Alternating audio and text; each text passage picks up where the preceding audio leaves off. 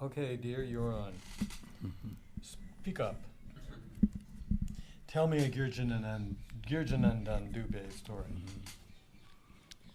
The most respected person in Jabalpur Yourself if you want to. Do it up close. for us was Girjanandan Dubey. And he was not only a scholar in his own right, but he was more than just learned. He had absorbed much of the philosophy of Vedantas and lived it. So his personality was something to be reckoned with.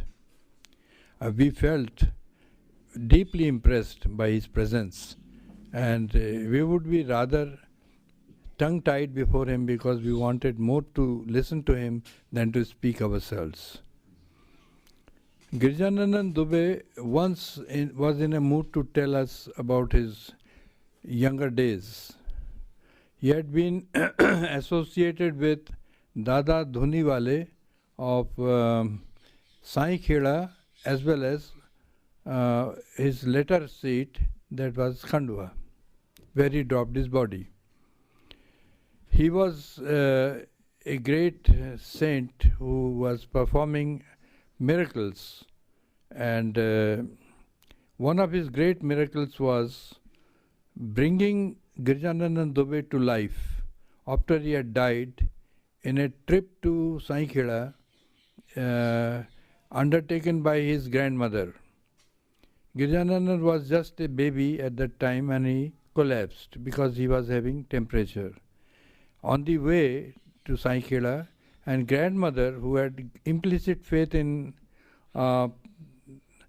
this great saint, Dhuniwale Dada, this grandmother said, I was bringing a living baby, and you just understand one thing, Dadaji, that I am not going to go back with the dead body of the baby. You have to bring him back to life. Everybody was surprised, and they thought that she had gone crazy because of the grief. But then Dada Dhuniwale looked at her earnestly and said, "You want him back, do you?" Said, "Yes, of course. I'll take a living child, not a dead child. I brought a living child to you. I want a dead living child back." So he put Girjanandan's body near the Dhuni, and then suddenly he took it in his arms and flung it to the grandmother, saying, "Come on, have the child. He's alive." And Girjanandan Dubey started crying. That was it. It was assuring that he was alive. This miracle is also quoted in some books associated with Dada Dhuniwale. This was one of the early happenings, and Girjanandan Dubey, when I was with him at Khandwa, one Swami who was a devotee of Dhuniwale Dada said to him in my presence, he said, "Oh, you Girjanandan, you have come back. Do you know that he was quite dead and that Dada Dhuniwale brought you back to life?" But this was an example of a miracle. I don't know, Keith, what would you call it? It's a fourth plane miracle or something else? Planes, I don't know. Planes are things that you fly from America to. I don't know anything about planes. Go on. Okay. So whatever it is, whether it's plane or planes, whatever it is, it did happen. After that, Girjanandan Dubey was there in the contact of Dada Dhuniwale as the giver of life. And later on, he became associated with many great people like Uriya Baba, who is in the book Wayfarers by Dr. William Donkin, and he was on the seventh plane. Then he was in contact of Akhandanand Maharaj, Akhandanand Saraswati. is a great scholar and devotee of Krishna. And Girjanandan became his disciple also. So he had Dada Dhuniwale and then Akhandanand, Udiya Baba and Akhandanand, like three masters were his guru. But you see, there was a period in his life when he became so fed up with the world that he wanted to go away. He did not know exactly where he would go, but he just simply wanted to leave the house and go. And he had, in that mood, he had started moving away from his house, and he had gone for a few miles when suddenly he found a very beautiful person in front of him with long flowing hair and beautiful compassionate eyes. He looked at him and said, "Where are you going?" So he said, "I'm going, I do not know exactly where, but I'm going in search of God. And I'd like to meet him in case it's my fortune to." So this man smiled and said, "It will be nice of you to listen to me. Do not go out. God is within you, not outside. And you don't search him like this. You might miss him because of this search. You go home back, do your duties, and you will find that God is so close to you that you don't have to search him outside." He came back to his home in Jabalpur, and then he attended his classes. He graduated in law as well as in arts with philosophy and Sanskrit, and he was quite a brilliant scholar. Later on, he wanted to know whether he could have seen that person anywhere again, but he didn't come to him again, and he was just wondering who was he when he got the book, The Perfect Master, the earlier edition of Perfect Master by C.B. Padam, and there was a photo print of Meher Baba in it on the front. And when he saw that, he was thrilled, because it was the same person who had told him to go back to his home and not stray here and there in search of God. After that, many years passed.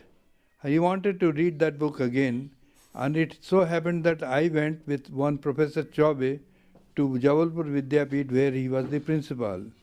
And Girjanandan Dubey, when he heard about me, he got up and he said, "See, I was in search of a book. Can you help me with it?" So I said, "Yes, Perfect Master, if that's the book you want, it's with me, and I'll give it to you." And that was how we came in contact. And gradually he not only knew about Baba, but he went to Baba. He had his darshan, spoke about Baba throughout the length and breadth of India, and when nobody was allowed to see him, he was the fortunate person, Girjanandan Dubey, who was allowed to meet Baba in person. And there were some Westerners at that time who were also waiting to be shown in Baba's presence, but Baba was in strict seclusion. So Girjanandan Dubey said, "I will only come for Baba's darshan if Baba allows these Westerners also for his darshan." So it was a condition imposed on Baba, and Baba said, "Okay, you all come." And there in that meeting, Baba said to him that you become not only dust at my feet, but you try to become ashes in my feet. I remember that much. But here, yes, are we straying? Where? Not necessarily. This will go someplace. Huh? There's Yes. a couple questions I want to ask you about. Yes. First, when would you guess that meeting was? When he was young enough, I think maybe in his teens. No, not the first one, but the one where he said, "I'll come if you'll let the Westerners in." Oh, that was in 60s, late 60s. Late 60s, huh? That was in late 60s. Baba had called Girjanandan Dubey to give a talk about him in Ahmednagar. And Girjanandan was given by Adi first class fare and everything. And Girjanandan went to Ahmednagar and there was a huge gathering. And the press was also invited. And they asked many questions. And Girjanandan threaded through the questions very easily to the great surprise of all those learned people who had come. He was such a scholar, an incredible scholar. I have seen many scholars, and I thought I pretended a bit to be a scholar myself. But when I saw Girjanandan and when I heard him talk or gave lectures, I found that is simply unparalleled. And that was a great genius. And he loved Baba till the last day of his life, when he was having a massive cardiac attack and I was with him by his side. So he was having only Baba's photo at that time in his room, only Baba's photo. Loved, and said that if he is avatar, he is the avatar of love more than anything else. That's what Girjanandan said. And Girjanandan was used by us during all our public meetings, except the one at Bedu, when unfortunately Girjanandan wasn't with us. So I think that's enough. Bedu, that's the Sarpanch one? Yeah, he wasn't there. What's the name of that village? Bedu. Bedu, you can pronounce it You can spell Bedu. Bedu or Bedu? Spelling. B-E-D-U. B-E-D-O-O. Either of the two. And it's in MP. Yes, Right. it's in MP. Okay, one other question. He had powers, and he derived those. He picked up those powers from the period in his youth when he was apprenticed to various saints. Yes. Well, I this rather a little awkward for me to talk about it because Girjanandan Dubey once said to me, "I want to give you something from my side, but you don't seem to be in a mood to take anything spiritual." I said, "But Dada, I love to be exactly a natural man, and I don't want to add anything to it." He said, "Why? This is the path which leads to God, and you must encounter certain strange things, miraculous things." I said, "Dada, I'm not very much interested. I'm rather interested in soccer and hockey and watching cricket and all that." He said, "No, Hazra, it will be nice if you experience something. Okay, today you do one thing. You lie by my side." So he made me lie, say, about 5 or 6 feet from him. And we were both there. It was a summer afternoon. And he said, "I'm going to give you some experience." And we both were quiet. He said, "You simply lie down and think of anything you want to think. I'm going to infuse in you the feeling, spiritual feeling." And certainly I felt a goddess, Durga, close to me. And I found a sort of a happiness coming through this experience. It went on for about 10 minutes. And it was a clear, obvious thing. And then he said, "Well, that was all. How do you take it to be?" And I said, "It's very interesting. But I don't think that I should go for it." He said, "You are a mischievous fellow." And that was the end of it, yes. That's the first time you ever came clean on that one. Yes, and his son also was asking many philosophical questions and debates and all that. So one day Girjanandan said, "Now come on, my boy, you are so interested and you argue so much. Come here, come on, and smell my hand." And when he proffered his hand, wonderful fragrance, a very intense fragrance started exuding from that hand. And he smelled and said, Are you now convinced that there are more things than arguments can lead you to? And that was the end of his son's questionings from that day. He's a professor of mathematics, his son. Yes. Dubey also, there's that story which we might as well append to this of him and the Swami who materializes the flowers. If we fit that into this story, we may be able to get one story out of it. Yeah,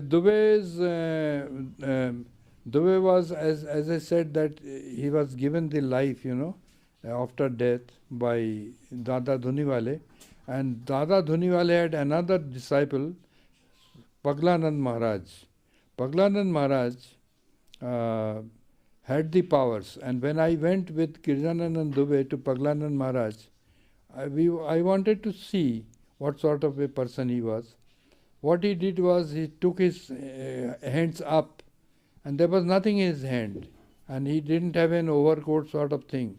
So there was nothing to conceal. And he brought back the hands from the air and there was a dona. Dona means leaf plate. And it was full of beautiful flowers. And he offered them to Girjanandan Dubey, said that, Dada, please have them. So Dada looked at him sternly, because that was clearly a miracle. And Dada must have been thinking that I was very deeply impressed. I was to some extent impressed because there was no trick involved in it. So he had materialized those flowers and that leaf plate. And Dada looked at him scornfully and said, well, it's okay, but you have a long way to grow, long way to go. So it's better that you don't do it again. That was what he said to Paglanand Maharaj. Yes. Okay.